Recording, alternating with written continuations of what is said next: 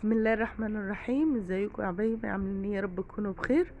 النهارده تعالوا شوفوا اللفت ال4 ب10 زي الفل. اللفت احمر وجميل، ولا شيخ ولا حاجه. نصيحه، لما تيجي تجيبي اللفت تجيبي الصغيره، ما تجيبيش الكبيره قوي دي، لان بتبقى شيخه من جوه، ما بتبقاش حلوه. المهم، ارجو اللي تشوف قناتي تعمل لايك وشير وسبسكرايب وفعل الجرس عشان يوصلكوا كل جديد. المهم يا بنات، احنا جبنا اللفت ومعانا هنا برطمان. ده كان عندي زي كل كده بتاع عصير، فحبيت استغله. عندي الزيتون مخللاه، ما عنديش برطمان. مكون واحد بس هتخلي اللفت زي الفل، ولا عليه اضافات ولا عليه اي حاجه. هو هنغسل وننقعه. ننقعه بعد ما نقطعه، وتنقعيه برضو في الاول، ينزل طين وتنضفيه. حطيه تحت ميه جاريه كده بالطريقه دي، وفي جردل، وتغسلي وتعقمي البرميل، وتغسلي غسله حلوه البرطمان، وتروحي غسله الغطا بتاعه غسله نظيفه يعني. ومكون واحد بس هو الملح. هتجيبي الملح وتجيبيه وتغسلي كوبايه ملح صغيره كده، وتعبي اللفت. بسم الله ما شاء الله، شوف زي الفل ازاي. ان شاء الله يبقى جميل ومقرمش وما فيهوش اي حاجه، ولا مزز ولا اي حاجه، ولا هنضيف عليه خل ولا هنضيف عليه اي حاجه. هما شويه الميه والملح، ده المكون اللي هنحطه في اللفت بس. طبعا اللفت جميل وبيخلي الواحد يعني ياكل. عبيناه كده في البرطمان زي ما انتم شايفين، وجبنا شويه ميه سخنين كده في البوله. الميه السخنه ديت فايدتها ان هي بتسوي اللفت على طول.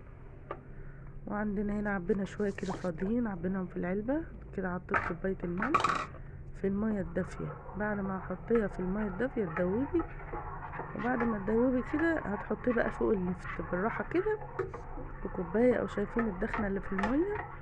انا ما باجي اخلل اللفت بعمله بميه سخنه. بعد ما انت خللتيه، بعد ما احنا قلبنا الميه السخنه، شوفوا فرت ازاي وخلت الميه لونها بيضه. دي حته لفته كده متقطعه، وما انا حطاها في البرطمان تاني. انا قلت لكم البرطمان ده يا بنات بيبقى كان عندي بتاع اللي هو العصير، يعني زي كولمان كده. هتفضي الميه الدافيه عليها بالراحه كده. الملح هيجي معاكي، نقص ميه زاد ميه حطوا ميه، هو نفس القاعد بتاعك الملح.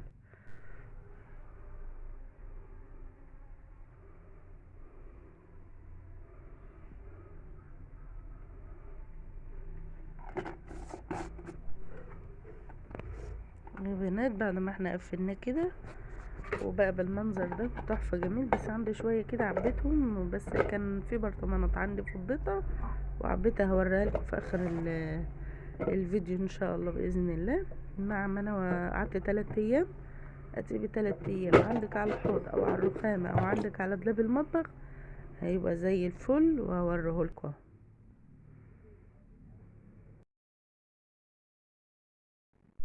اهو. شايفين ما شاء الله الشوية اللي انا كنت حطاهم في العلبة البلاستيك المغطى اخضر، عبيتهم في البرطمانين. بسم الله ما شاء الله، شايفين المنظر اهو. فتحنا عليه بعد 3 ايام، شربات المية، لا حطيت بنجر ولا حطيت اي حاجة، زي الفل. المية بتشربيها زي الفل. انا عن نفسي بحبها المية دي، بشربها. بشرب مية لفت جميلة.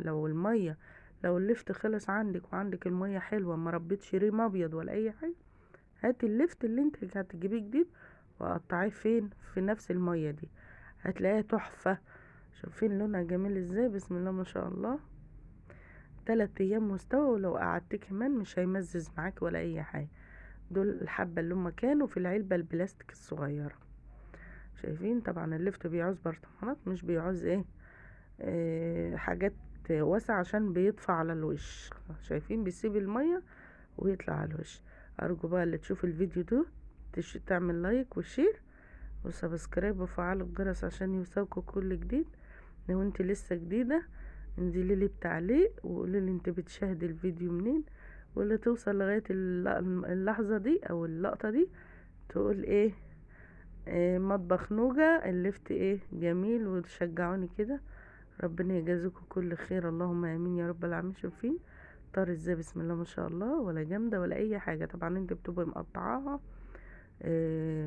رقيقة يعني عشان تستوي معاكي بسرعة زي الفل وزي الشربات. لا حطيت بنجر والله ولا حطيت اي حاجة. يلا يا بنات كلنا ندعم بعض، ربنا يا رب يجازيكم كل خير ويفرحكم ويوسع عليكم اجمعين. شايفين لون المية؟ انا حبيت اجيبها لكم. اللفت نفسه كان احمر وجميل وزي الفل اهو. شايفين؟ اعملوا بقى لايك وفعلوا الجرس عشان يوصلكم كل جديد. هنوصل الفيديو ده ل1000 حتى مشترك. السلام عليكم ورحمة الله.